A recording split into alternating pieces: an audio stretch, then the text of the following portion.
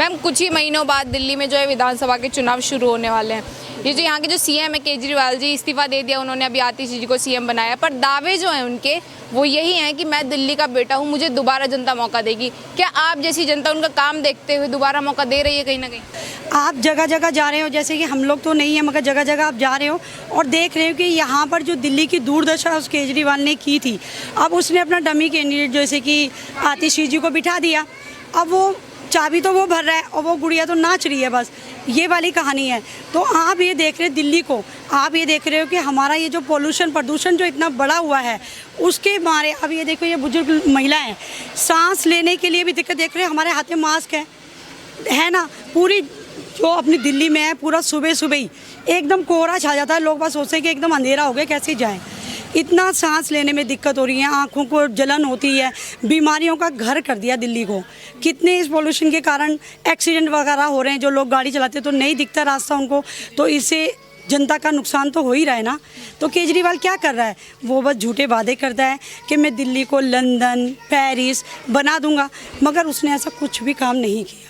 वो खुद शीश महल में रहा और शीश महल की चाबी का भी इतना मोह है कि भाभी चाबी अपने साथ लेके चले गई। अच्छा। हाँ, भाभी चाबी अपने साथ ले गई है ताकि उसको इतना मोह है उस शीश महल से कि वो लोगों को बता रही है कि देखो जी मैंने तो खाली कर लिया है, और कहती है कि मैं तो अपने कार्यकर्ताओं के घर में रहूँगी। तो झूठ है, वो दोबारा भी दूसरे शीश महल में रह रही है। 10 सालों में केजरीवाल जी ने जनता को वो जो वादे करके आए थे उसमें से कुछ भी नहीं दे पाए। कुछ नहीं दिया जी। अगर वो कहता है कि मैंने पानी दिया है तो आप जनता से पूछोगे पानी दिया है तो वो गंदा पानी आता है नहीं आता? माता जी गंदा पानी आता है? पहला गंदा आता तो आई ना रो पानी। हाँ। और अभी तो पानी देखो नहीं आ रहा। अब जैसे और बताओ हम और बोल रहे हैं। हाँ कोई नहीं, अगर जैसे देखो चुनाव का समय आता है तो उसकी राजनीति ये होती है, वो गंदी राजनीति जनता को, जो हमारी दिल्ली की जनता भोली भाली है उनको ठगने का काम करता है। उनका जो पानी बंद कर देता है और पानी आता है तो गंदा पानी आता है। आप जनता से पूछोगे, मैं आपको उसका जवाब देती हूँ कि वो पानी पीने लायक होता ही नहीं है। बिसलेरी की बोतल वो 30 रुपये की खरीदते हैं। अब आप बताइए जब वो पानी खरीद के पी रहे हैं तो भाई उसने क्या फ्री दिया? ये देखिए, आप उधर देखिए, उधर कैमरा दिखाइए, देखो ये बच्चा लेके जा रहा है, देख रहे हो ना, पानी की बच्चे पानी की बोतल खरीद रहे हैं, आप देख रहे हो ना। तो कहीं भी पानी साफ़ सुथरा पानी नहीं है और वो अपना जो दिल करता है वो बंद कर देता है। यहाँ पानी की पाइपलाइन उसने कहा था कि मैं पानी दूंगा, तो आप अभी जे क्लस्टर में जाओगे देखोगे तो वहाँ पर बेचारे इतनी मशक्क़त करते हैं।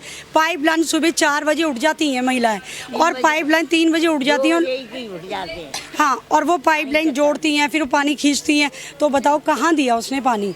लोगों को तो गुमराह करके वो बस वोट की राजनीति करता है। लेकिन महिलाओं को स्पेशली बोलते हैं कि महिलाएं मुझे अपना बेटा समान मानती हैं क्योंकि मैंने उनको इतना कुछ फ्री दिया, बेचारी घर संभालती है तो उनके लिए कहीं ना कहीं राहत मैंने पहुंचाई है। तो ये कैसी राहत पहुंचाई है? मुझे तो यहाँ पे आप बोल रहे हैं कि कुछ मिली नहीं। महिलाओं को ये कहते हैं कि भी जो हमने फ्री दिया है, वो जो उसकी धोखाधड़ी की राजनीति थी वो अब सब महिलाएं भी समझ गई हैं। वो कहती है कि हमें फ्री की राजनीति के अंदर नहीं जाना, हमें अपना अच्छा नेता चुनना है।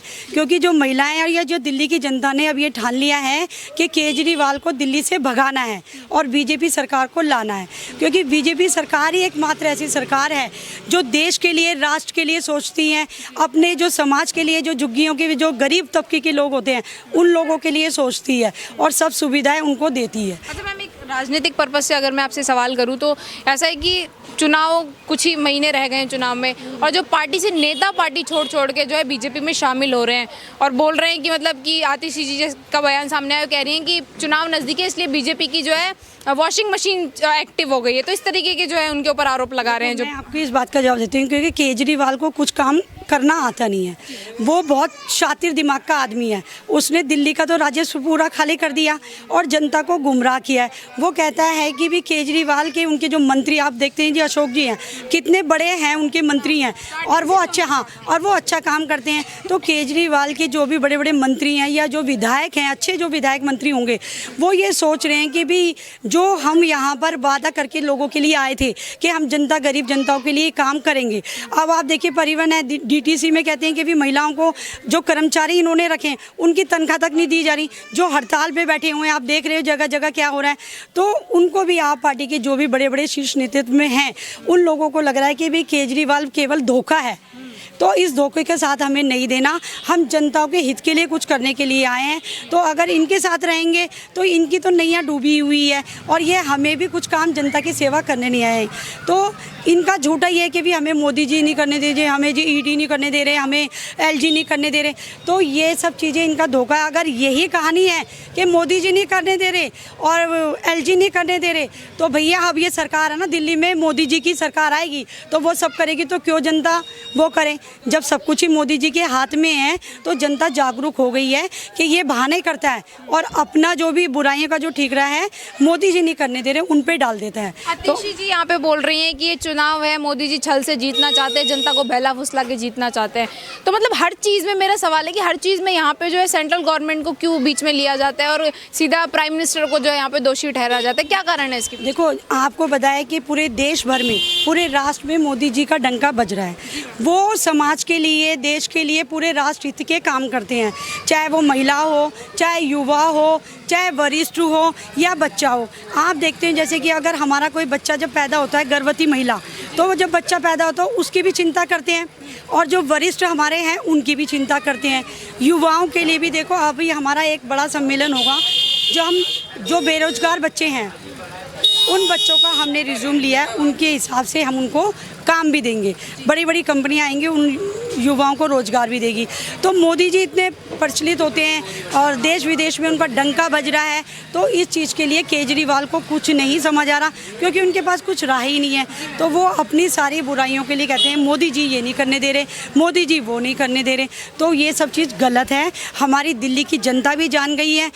तो वो अब इसको जवाब। एक सवाल मेरा है कि मतलब जो फ्री वाले पे मेरा एक सवाल है कि जो केजरीवाल जी ने ऐसा बयान भी दिया है कि आप मुझे 25 में फिर से सीएम बनाओ तो जो है मैं आपकी ओल्ड बिल जो है, पुराने बिल हैं बिजली पानी, वो सारे माफ़ कर दूंगा। तो ये कैसा लालच दे रहे हो? देखो जी, मैं पूर्व मुख्यमंत्री जी से ये एक वो पूछना चाहती हूँ कि भाई आप कहते हो कि मैं फ्री कर दूंगा, तो भैया चुनाव जीतने के बाद की क्यों वो दे रहे हो, इंतजार करवा रहे हो? आप पहले ही कर देते ना। बिजली का बिल अगर आप देखेंगे तो बिजली का बिल इतना बढ़ के आ रहा है कि 200 यूनिट तो कहीं फ्री नहीं मिल रही है, कहीं बिल नहीं मिल रहा। और वो ये कह रहा है कि भी मैं पेंशन बना दूंगा।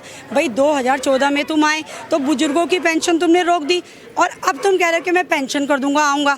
तो उनको पता है कि मैं जैसे पहले झूठे वादे कर आया था, अभी भी झूठे वादे करके जनता को गुमराह करूँ, मगर जनता जागरूक हो गई। अब आप जैसी जनता केजरीवाल जी को झूठा बता रहे हैं, लेकिन उनकी पार्टी के मेंबर है, आतिशी जी और जो नेता हैं उन्हें फ्रीडम फाइटर बताते हैं, सेनानी बताते हैं, स्वतंत्रता सेनानी की जेल होके आए थे, भगत सिंह से कंपेयर करते हैं इतनी बड़ी शख्सियत से। तो उनको क्या कहना चाहेंगे जो केजरीवाल जी को ऐसे लोगों से कंपेयर कर रहे हैं? वो जो उनको भगत सिंह जैसे हमारे देश के शहीद लोग हैं, उनको तो हमें नमन करना चाहिए। अगर वो उनकी तुलना केजरीवाल जी की भगत सिंह जी से कर रहे हैं तो वो मूर्खता है। कहते हैं कि हम पढ़े लिखे हैं, आप पार्टी में बहुत पढ़े लिखे लोग हैं, मगर सब अनपढ़ गंवार हैं। जो इतने देश शहीद भगत सिंह जी के साथ तुलना कर रहे हैं तो वो सब बेकार है। अगर देखो, अगर हमें कहते हैं कि आप लोगों को फ्री देने की जगह उनको रोजगार दो ना, रोजगार दो, तो ये सब चीज़ बेकार की है। उसकी जो तुलना ये कर रहे हैं वो बिल्कुल बेकार है। तो इस बार मतलब केजरीवाल जी सत्ता से आना उनका मुश्किल हो जाएगा, बहुत ज़्यादा मुश्किल होगा। वो चाहे कितनी भी कह दे कि भी मैं ये फ्री दूंगा, मैं वो फ्री दूंगा, उनके पास कुछ भी नहीं है। आप यकीन नहीं करोगे, जो बुजुर्ग लोग हैं उनकी पेंशनें पहले की बनी हुई हैं, अभी तो कोई नहीं है। 6-6 महीने 7-7 महीने उनको रोक के रखा हुआ है। ठीक है, राशन कार्ड देखो तो राशन कार्ड नहीं बना हुआ, तो आप बताइए कैसे होगा? पूरा हर महीने 1000 रुपए देने का भी वादा किया केजरीवाल। अरे वो तो उन्होंने पंजाब में भी वादा किया था, जब चुनाव का समय हुआ था। तो पंजाब के लोगों से पूछो कि उनके 1000 रुपये अकाउंट में आ रहे हैं, नहीं आ रहे ना। तो ये जो एक होता है ना, लुभावनी जो देते हैं, लॉलीपॉप जो देते हैं, तो वो इनका एक ट्रैक है, ये वो ही करते हैं। अगर ये इनको देना होता तो ये पहले से भी, लोकसभा चुनाव हुए थे तब भी इन्होंने फर्जी लोगों के बच्चे, महिलाओं के फॉर्म भर दिए कि भी हम तुम्हें देंगे। मैं उन महिलाओं से पूछना चाहती हूँ, क्या उनके अकाउंट में कोई पैसा आया है? कोई भी नहीं बताएगा कि हाँ ये पैसा आया, कोई पैसा नहीं आया। अब भी चलन चल रहा है कि भाई हम तुम्हारा पैसे देंगे, तुम्हारी पेंशन देंगे। अरे भाई केजरीवाल जी, जब 60 साल के तो वो 2014 में ही हो गए थे बुजुर्ग लोग, तो तब से लेकर तब तुमने पेंशन नहीं दी। अब फिर तुम झूठा वादा कर रहे हो कि भाई हम सरकार में आएंगे तो हम तुम्हें ये देंगे, पेंशन देंगे, मगर वो कुछ नहीं करेंगे। हमारी जनता जागरूक हो। अब बस उनके पास एक विकल्प है, भाजपा विकल्प, क्योंकि मोदी जी सरकार ऐसी सरकार है, भारतीय जनता पार्टी सरकार, कि जो जनता के हित में पूरा समर्पित है। बहुत बहुत धन्यवाद।